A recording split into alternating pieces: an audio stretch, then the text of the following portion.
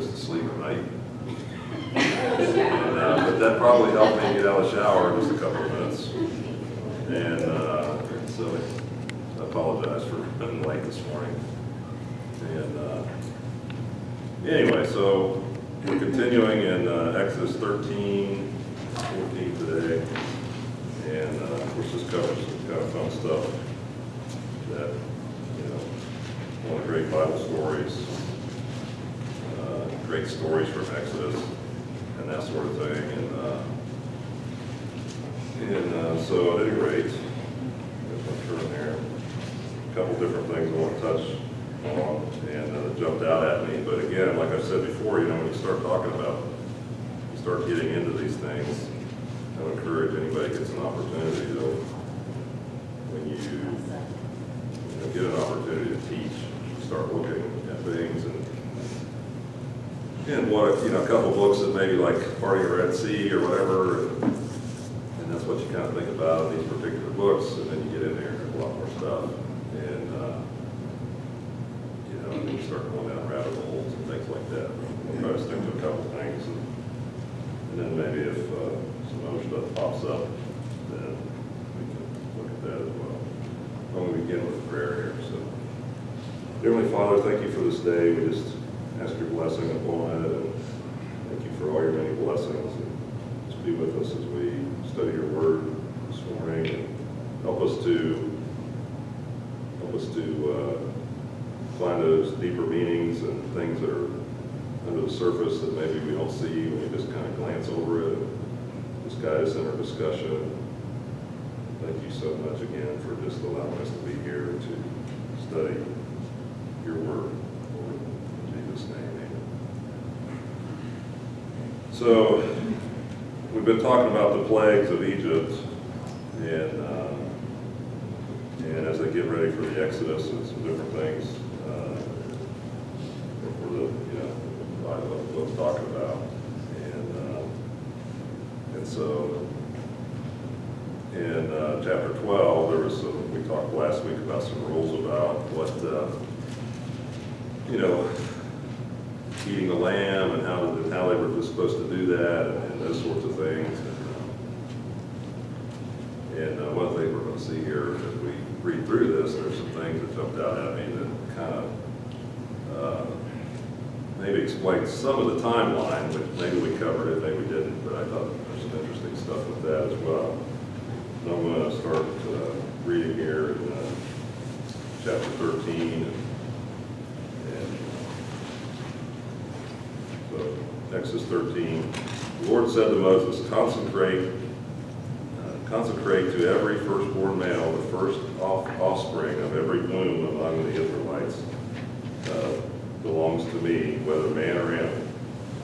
Then Moses said to the people, commemorate this day, the day you came out of Egypt, out of the land of slavery, because the Lord brought you out of it with a mighty hand. Eat nothing containing yeast today.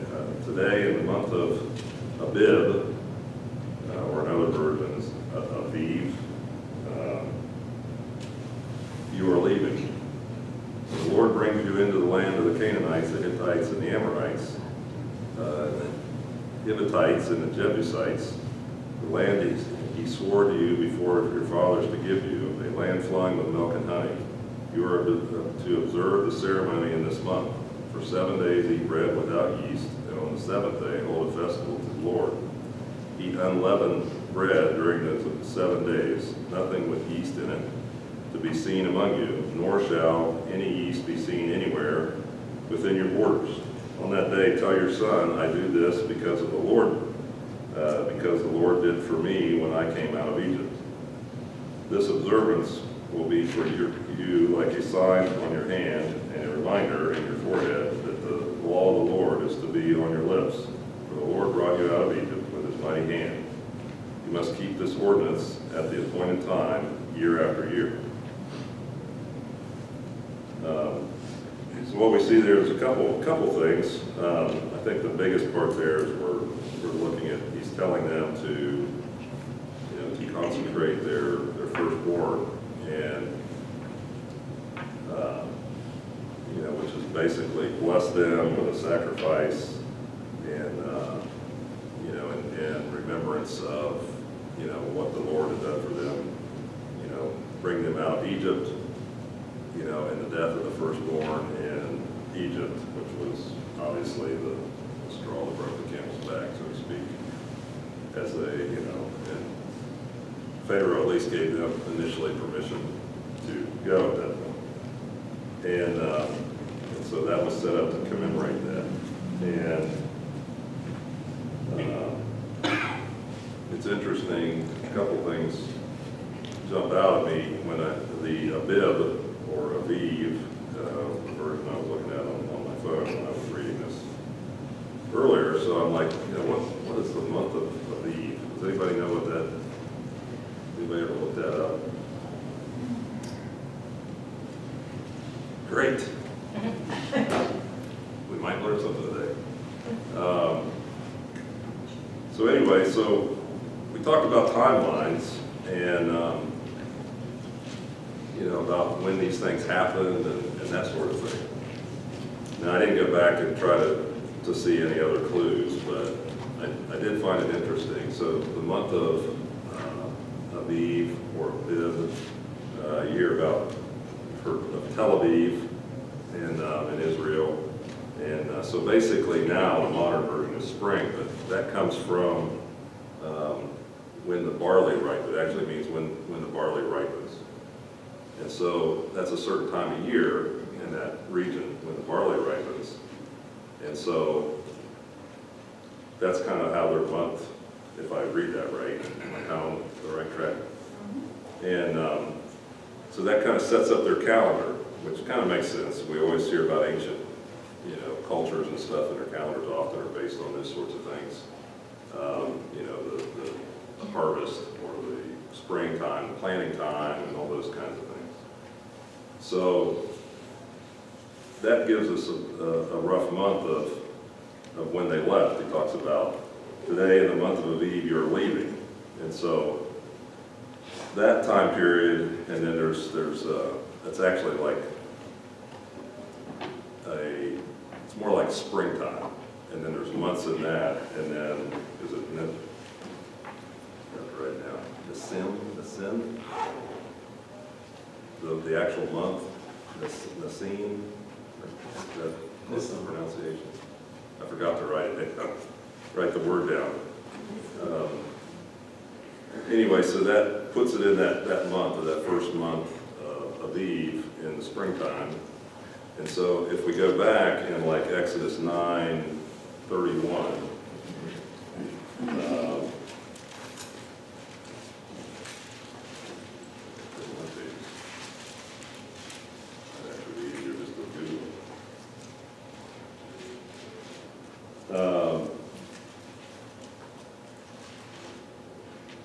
we see it says the flax and the barley were destroyed, since the barley, and this is talking about, we've got to rewind a little bit, this is the plague of the hail. And so the flax and the barley were destroyed, since the barley had headed and the flax was in bloom. And then the wheat and the spelt, however, were not destroyed because they ripened later. And so that occurs, usually starts around in mid to late March. And so we can kind of get an idea that that's about when the plague of the hail came, was in that, you know, later March period, because that's when that stuff would have been ripening and coming on. Then it goes on to say, when they get to the locusts, he, of course, then, as you may recall, he says it's going to destroy, the locust is going to destroy whatever's left over, which would be the other things that weren't immediately getting ready to ripen. And so we kind of would get a start, at least on those last, I think, was it 4 hail, locust, night or darkness, and death of the firstborn. So we can find through that actually those 4 plagues appear to happen in about a period of a month or less, because then we see they've already left in chapter 13, and they're saying, you know, today in the month of Abib, you will be leaving, or you are leaving when the Lord brings you into the land of the Canaanites, Hittites, etc.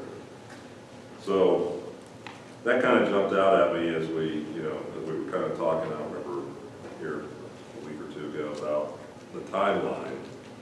There is some information there that kind of does give us a timeline on those last few plagues. So that was going pretty quickly, at least for those. And so anyway, I thought that was interesting. And then, of course, in this section, he's basically, they've done the Passover, but he's saying, there's more to it.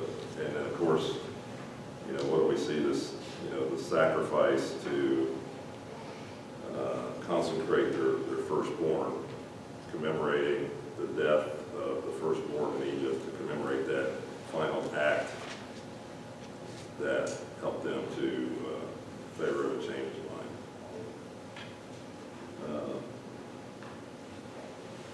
Questions, comments on that? So he had to sacrifice, they asked for a sacrifice, correct, of a lamb, Yeah. for all the firstborn, to show that God actually redeemed them. It's sort of like God, but they owe this to God, right? That's why the sacrifice was. I take it as like a commemoration, they're asking, they're Remember what I did for you. Yeah. I saved you. To remember that, this was how big a deal it was that, Well, that we. it's a big deal because he said break their necks if you don't do it. Right, yeah, if you don't sacrifice, because they wanted to sacrifice, maybe they didn't get to that.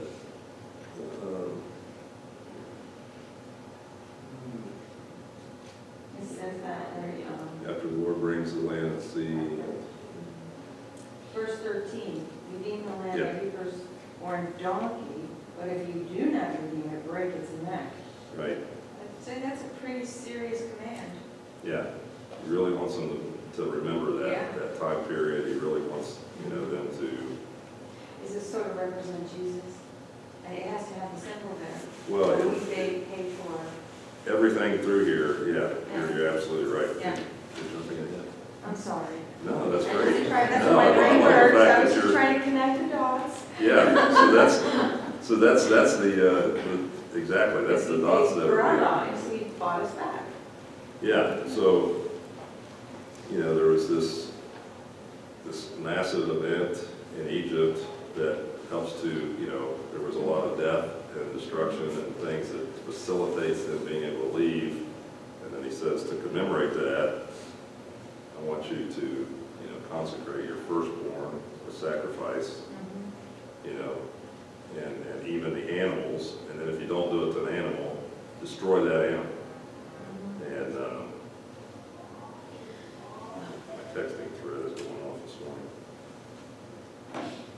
Come on, guys. It's silent all weekend. Anyway, so yeah, so they're in a big way, they're trying to remember that. And so the other thing that kind of jumped out there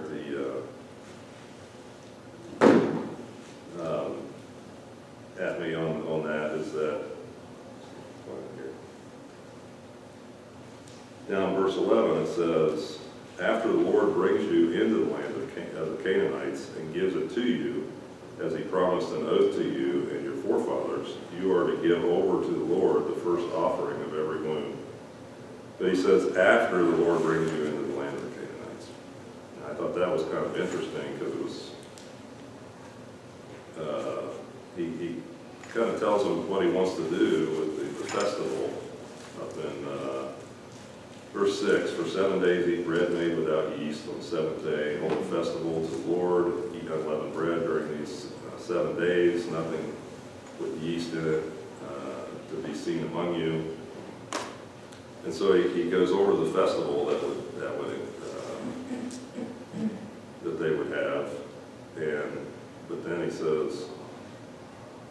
after the Lord brings you into the land of the Canaanites.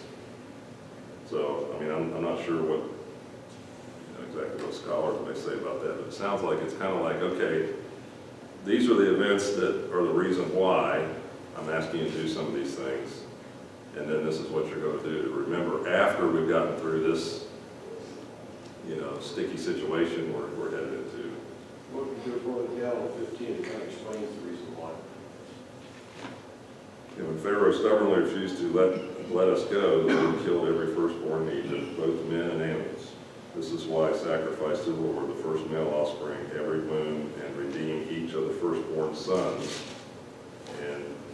And it will be like a sign in your hand and a symbol in your forehead that the Lord brought us out of Egypt with his mighty hand.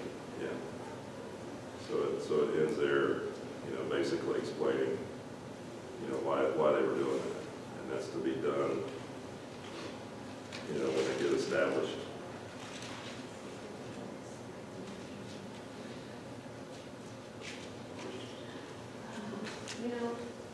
It says it will be like a sign on your hand and a symbol on your forehead.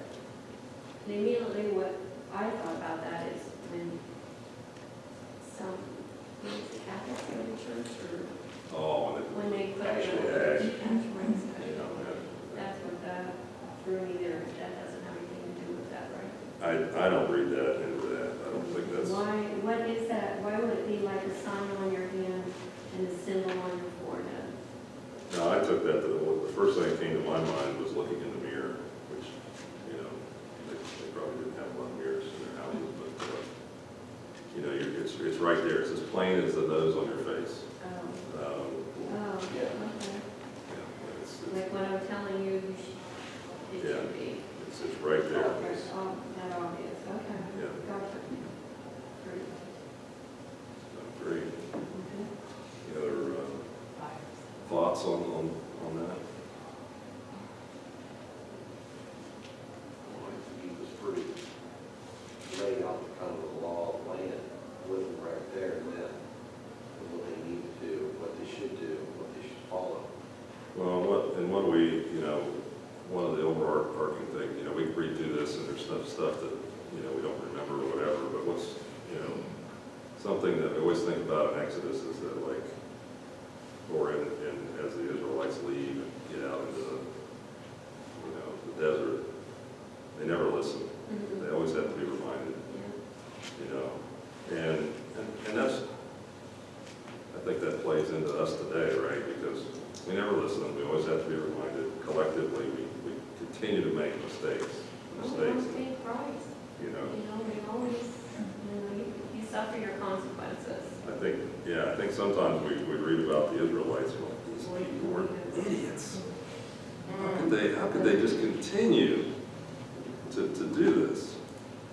And then we don't necessarily look at our own society and where it's headed or our own lives. Well, that's, amen. I don't think that we look at our own lives because I think if we would, if you do, I think you would just. And maybe for us in the 21st century, maybe that's the bigger lesson that, we need to always be introspective.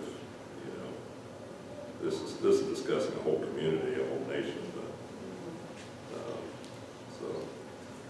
so then down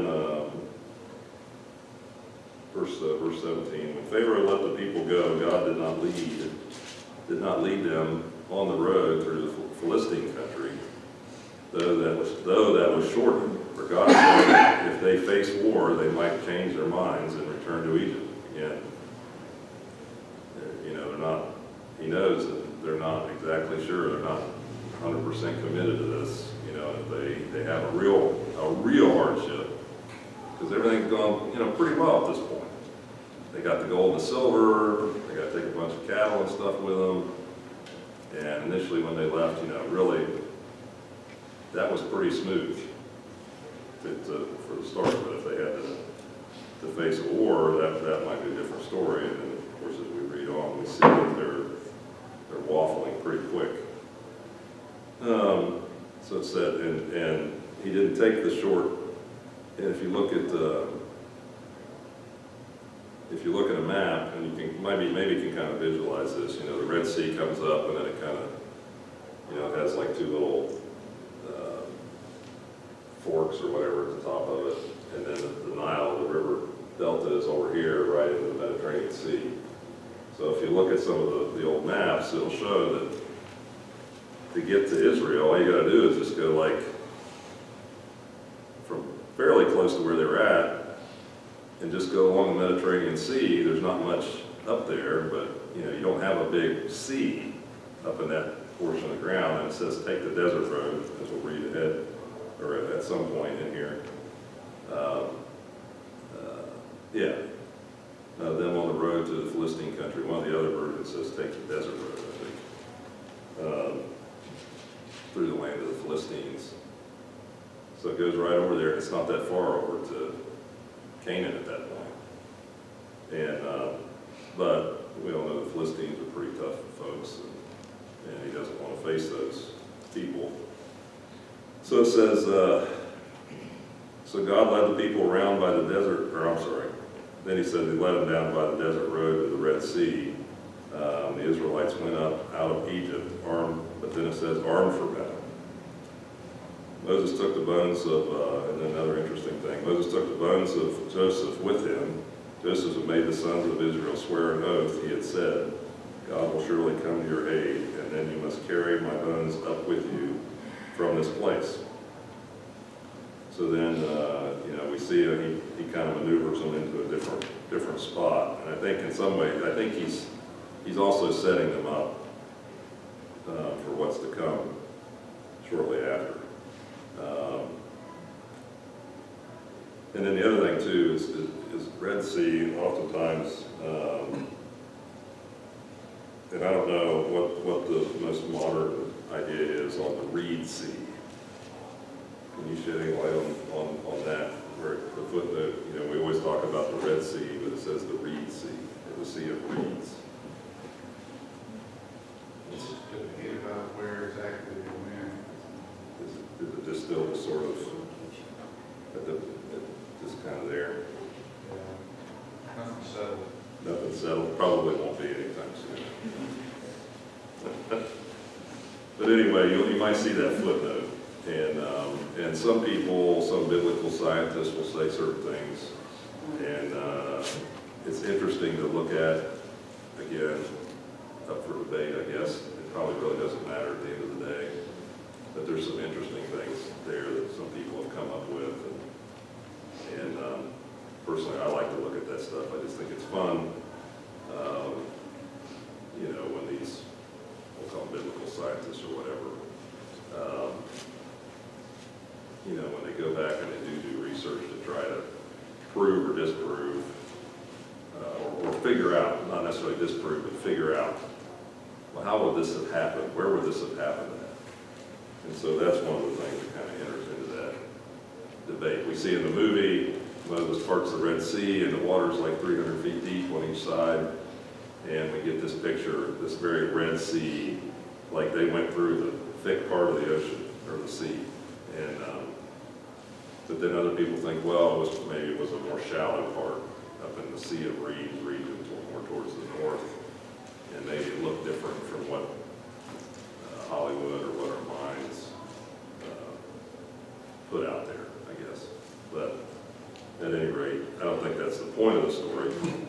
Obviously, the point is that there's a miracle about to happen, and it's going to show the Israelites, you know, something very definitive. So there's some places we read about after leaving Succoth. They camped at Etham on the edge of the desert by day, and the Lord went ahead of them in a pillar of cloud to guide them on their way, and by night in a pillar of fire to give them light, so that they could travel by day and night. Neither the pillar of cloud by day nor the pillar of fire by night left its place in front of people. And now we're at chapter 14. Then the Lord said to Moses, tell the Israelites to turn back and encamp near Pi Hahiroth, between Migdol and the sea. They are to encamp by the sea directly opposite Baal-zephon. Pharaoh will think the Israelites are wandering around in the land in confusion, hemmed in by the desert, and will harden Pharaoh's heart, and he will pursue them. But I will gain glory for myself through Pharaoh and all his army, and the Egyptians will know that I am the Lord. So the Israelites did this. When the king of Egypt was told that the people had fled, Pharaoh and his officials changed their minds about them and said, What have we done? We have let the Israelites go and lost their services. So he and his chariots made ready, and his army with him. He took 600 of the best chariots, along with other chariots of Egypt, with officers over all of them. The Lord hardened the heart of the Pharaoh, king of Egypt, so that he pursued the Israelites, who were marching out boldly. The Egyptians, all Pharaoh's horses and chariots, horsemen's troops, pursued the Israelites and overtook them as they camped by the sea near Pi Hahiroth, opposite Baal-zephon. As Pharaoh approached, the Israelites looked up, and there were the Egyptians marching after them.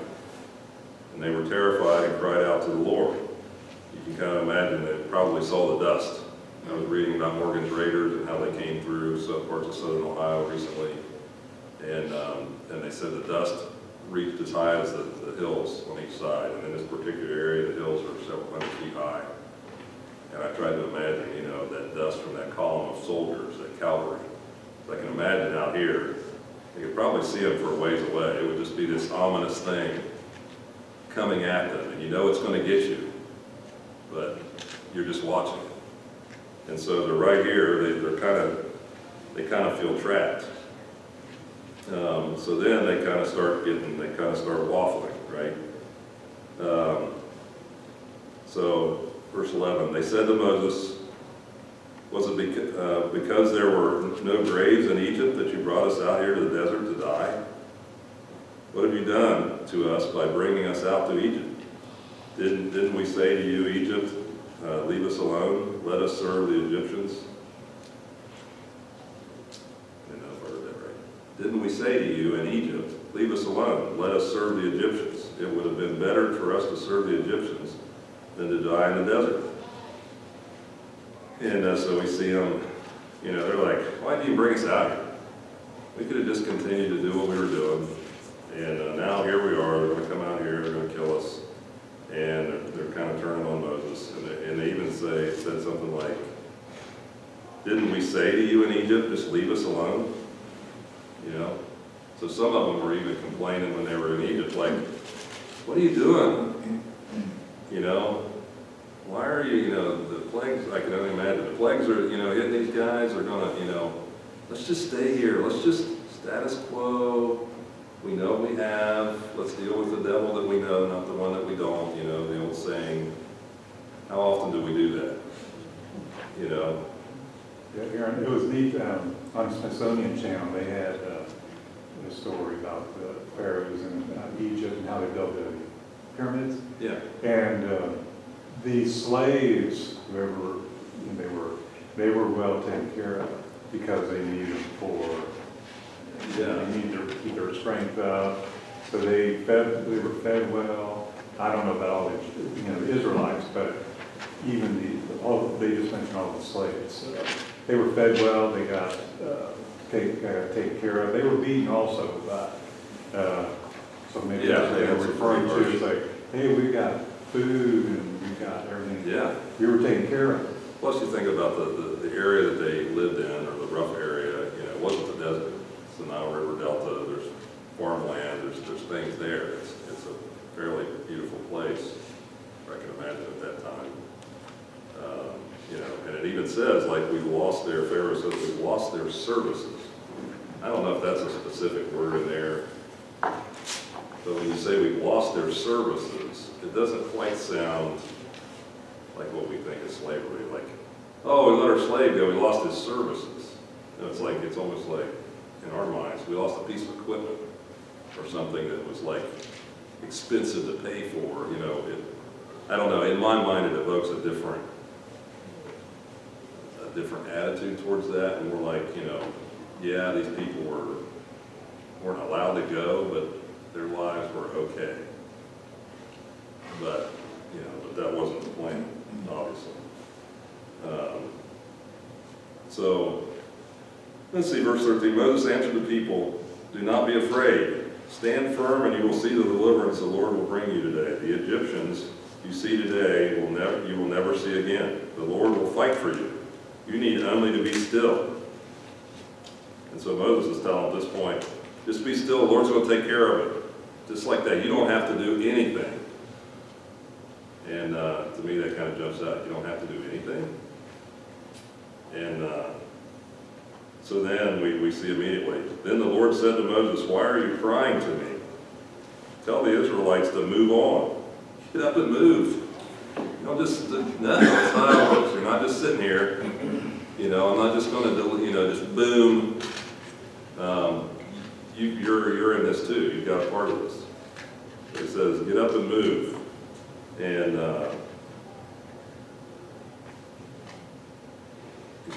he tells Moses, "Raise your staff and stretch out your hand over the sea to divide the water so that the Israelites can go through the sea on dry ground.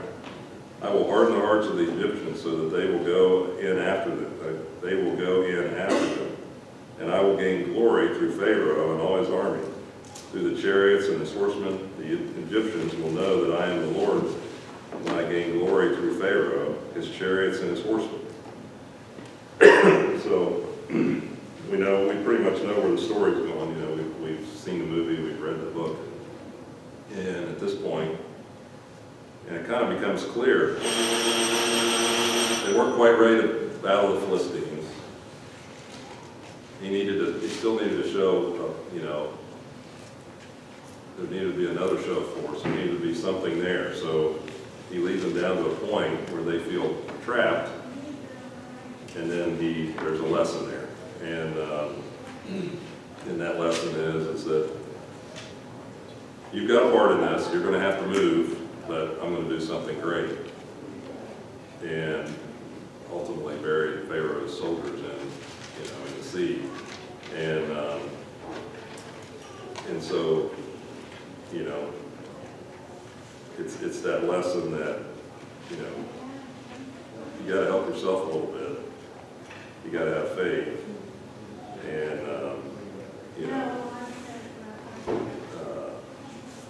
to get up and move, I had a much better thought on that, but that's the basic idea what I was trying to say, but I had this really eloquent statement. And it just left me.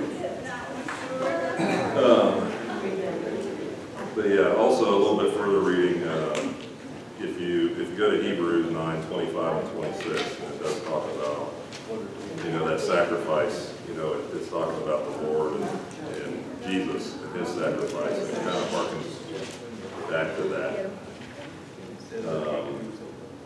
That concept, and that kind of ends that whole, the whole thing with Passover and the sacrifice to, that constant sacrifice. So that was a tie-in.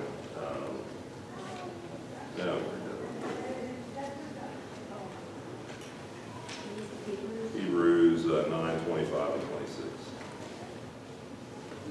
So it says, "Nor did he enter heaven to offer himself again and again," talking about Jesus, "the way the high priest enters the most holy place every year with the blood that is not even his own." So again, this idea that, he doesn't keep going back again and again and again to make this sacrifice. It's one time. It's not like what happened in Exodus when they set this up. And then verse 26, "And Christ would have had to suffer many times since the creation of the world. But now he has appeared once for all at the end of the ages to do away with sin by the sacrifice of himself." And so we see where they set up that whole system of sacrifice for atonement and to consecrate, their firstborn. And then, that verse shows you how it's over. That's the end of that. One sacrifice, but a perfect sacrifice for our sins. So anyway, questions, comments? It's been a great class.